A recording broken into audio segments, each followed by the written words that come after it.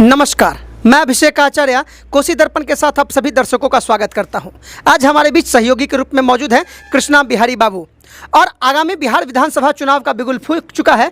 ऐसे में जहां मधेपुरा जिला में 4 विधानसभा क्षेत्र हैं, जिसमें मधेपुरा सदर, सिंहेश्वर, बिहारीगंज और आलमनगर विधानसभा क्षेत्र। इन्हीं चुनावी सरगर्मी को तेज को देखते हुए आज हम कोसी दर्पण के माध्यम से आए हुए हैं आलमनगर विधानसभा क्षेत्र के चौसा प्रखंड में, जहां हम आपको एक ऐसे अतिथि से मिलाएंगे जो कि इस क्षेत्र में अपना आदर्श स्थापित किए हुए हैं समाज सेवक के रूप में। जनता की समस्याएं क्या है यह उनके माध्यम से जानेंगे। हमारे कोसी दर्पण स्टूडियो में स्वागत करना चाहता हूं वीरेंद्र कुमार वीरू जी का। बहुत बहुत स्वागत है आपका। नमस्कार। सबसे पहले हम कोसी दर्पण के तमाम चाहने वाले को दिल से नमस्कार करते हैं और साथ ही साथ कोसी दर्पण के आप एक अच्छे पत्रकार हैं और जाने माने पत्रकार हैं और मैं आपका भी स्वागत करता हूं कि आप हमारे आलमनगर विधानसभा की इस पावन धरती बाबा विश्वराउत की धरती पर चौसा प्रखंड पधारे हुए हैं। इससे हमको बहुत खुशी है कि आप कम से कम हमारे इस क्षेत्र के समस्याओं को लेकर, जन समस्याओं के लेकर जनता की आवाज़ को बुलंद करने के लिए आप यहाँ पर आए हुए हैं। इसलिए मैं आपको दिल से साधुवाद देना चाहता हूँ, दिल से आपका अभिनंदन करना चाहता हूँ, वंदन करना चाहता हूँ, चंदन करना चाहता हूँ। देखिए वीरेंद्र कुमार वीरू जी, सबसे मेरा पहला प्रश्न ये होगा, चूंकि विधानसभा चुनाव की सरगर्मी बहुत ज़्यादा तेज हो गई, क्या आपके क्षेत्र में विकास हुआ है? देखिए, इस 25 वर्षों के अंतराल में जो है हमारे मान्यवर यहाँ पर जो है लगातार जीतते रहे हैं।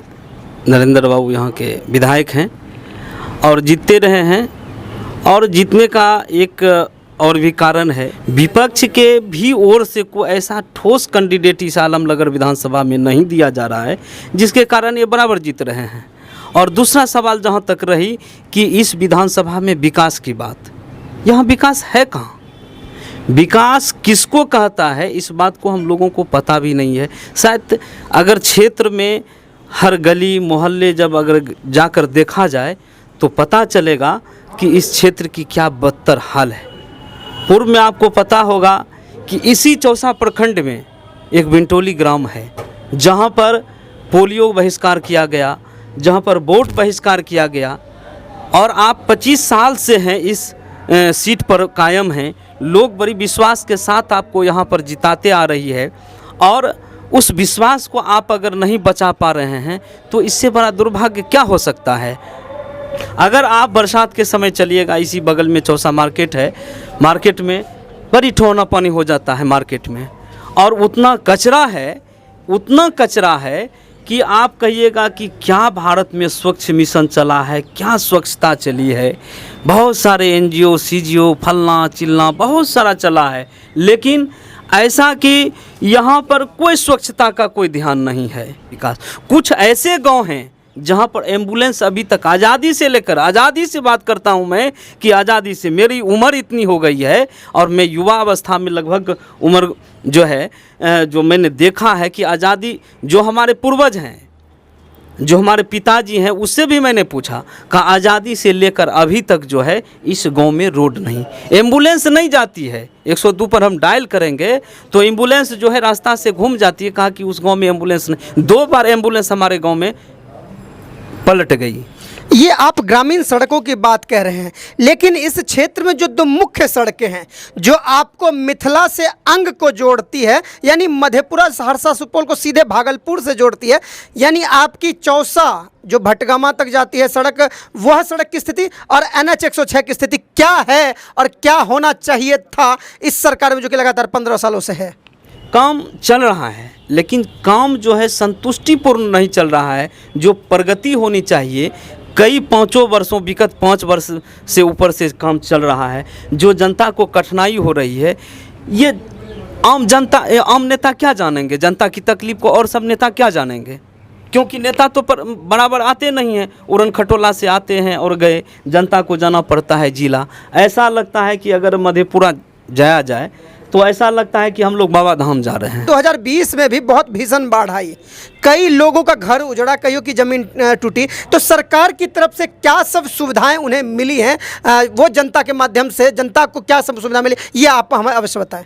ये तो बहुत सुंदर सवाल आपने किया।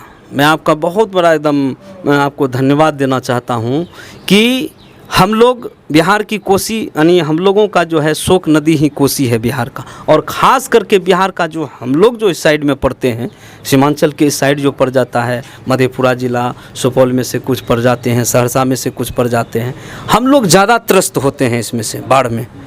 और उसके बाद इस बार जो है सरकार की ओर से जो सुविधाएँ मिली है, आपको पेपर के, अखबार के माध्यम से बहुत सारा चीज़ ऐसा चौसा प्रखंड में उजागर हुआ है।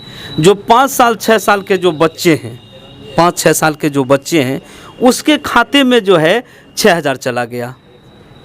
और जो जन्मीन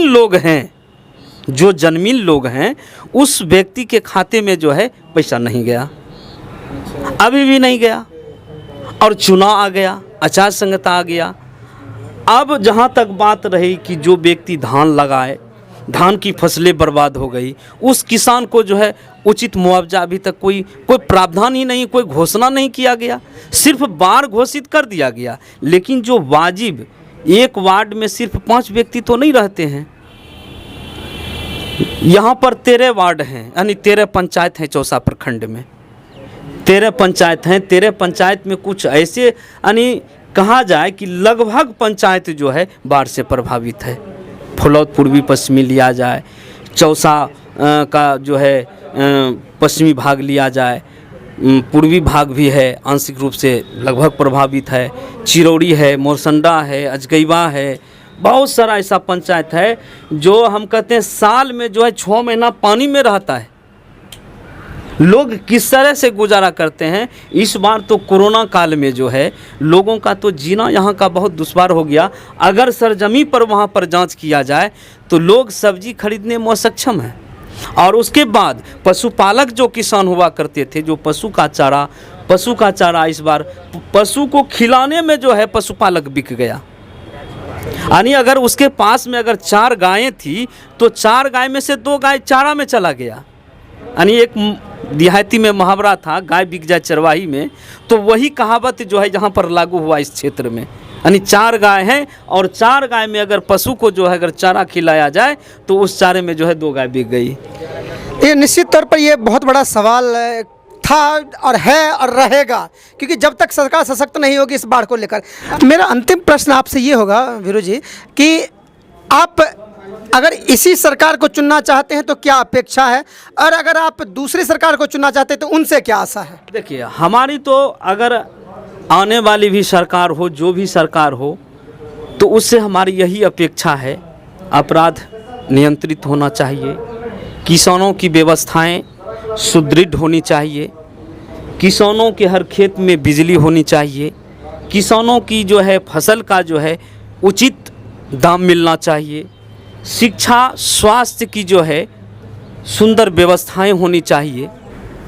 बहुत बहुत धन्यवाद वीरेंद्र कुमार वीरू जी, आप हमारे बीच कोसी दर्पण के स्टूडियो में आए। बहुत बहुत धन्यवाद। यह थे हमारे वीरेंद्र कुमार वीरू जी, और मैं अभिषेक आचार्य कोसी दर्पण के माध्यम से आप सभी दर्शकों से अपील करूंगा कि हमारे चैनल को अवश्य सब्सक्राइब करें, साथ ही साथ बेल आइकन दबाना ना भूलें। कोसी दर्पण के साथ अभिषेक आचार्य।